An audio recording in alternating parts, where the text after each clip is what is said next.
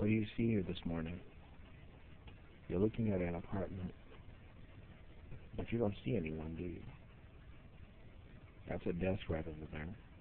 Right there, that's my desk. Go to the right a little bit.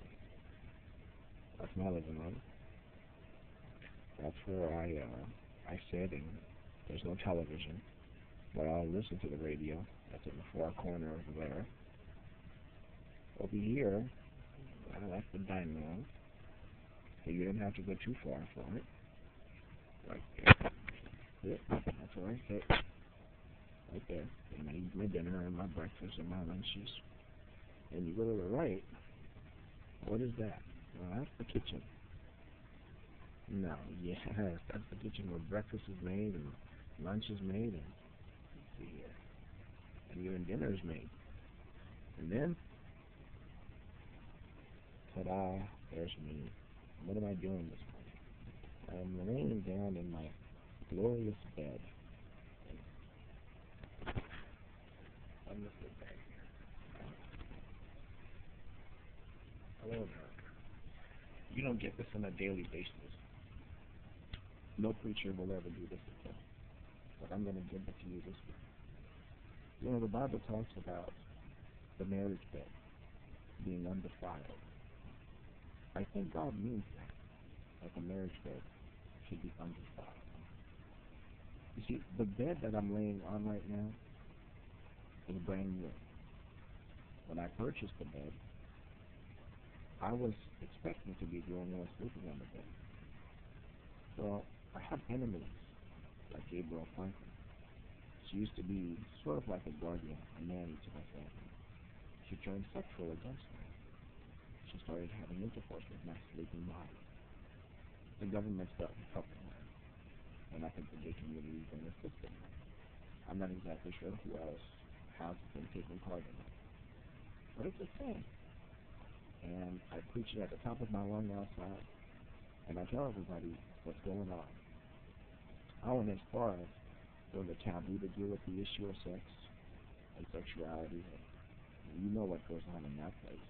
All that information and those little booths and the information you can purchase, you know, in terms of magazines or toys and so on and so forth. But that didn't stop these people from coming into the apartment. Okay, well, what about the clubs?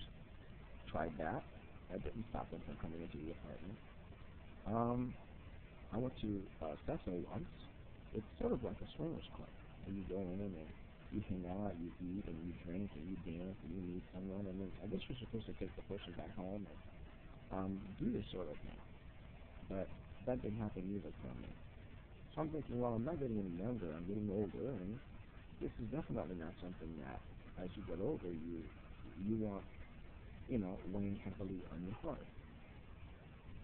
Every single night, at least 2 or 3 times a night, this woman comes into the apartment. The apartment is gas, and I'm sexually assaulted. Oral sex, vaginal sex, or anal sex, or whatever kind of sex they can get. And I keep praying to God, and I'm saying, I don't understand the power and the authority that you have. Why is it that you don't use it to hurt this woman, to crush this woman, to destroy this woman, to put this woman in her place and make her understand that this is a sin that you're not going to tolerate? So I'm thinking to myself, this doesn't make any sense. I must not be a born again. But even if I were, or if I weren't, why wouldn't God protect me because I'm His image?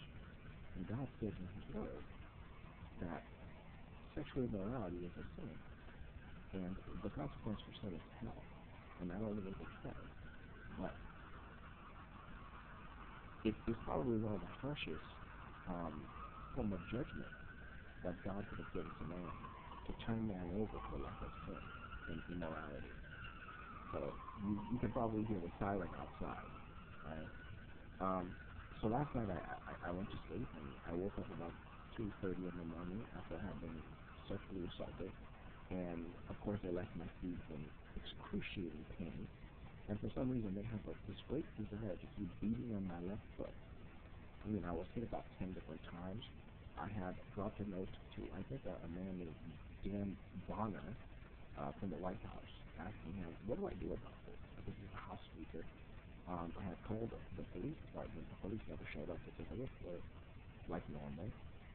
In the past, I've spoken to four different police, actually four different judges in the state of Oregon, and taking this case to four different judges. And do you know that they all dismissed the case? It's one of those things where you're just like, what do you do? You know, when someone has, can I say it on camera? I mean, just to be straightforward, what do you do when you've been overtly fucked? You know what I'm saying? Repeatedly fucked. And I know that as a Christian, we're not supposed to talk this way. We're not supposed to say these things. But, you know, you kind of ask yourself, when a woman has shown you this much disrespect, when a pastor or a president has shown you this much dishonor, you know, and speaking of dishonor, I just got done emailing Duclairon'S Press.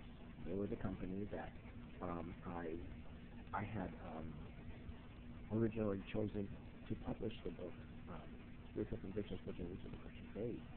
And they topped out on me. They took McCarthy's position. And in taking McCarthy's position, they did something to the text that I didn't understand. They took out parts of the first chapter. I mean, I only looked at the first chapter, but they took out parts of the first chapter, and just, I'm thinking, well, if this is how it is with the first chapter, it's just probably what it's going to be throughout all the chapters also. And I couldn't figure out why they would do something like that.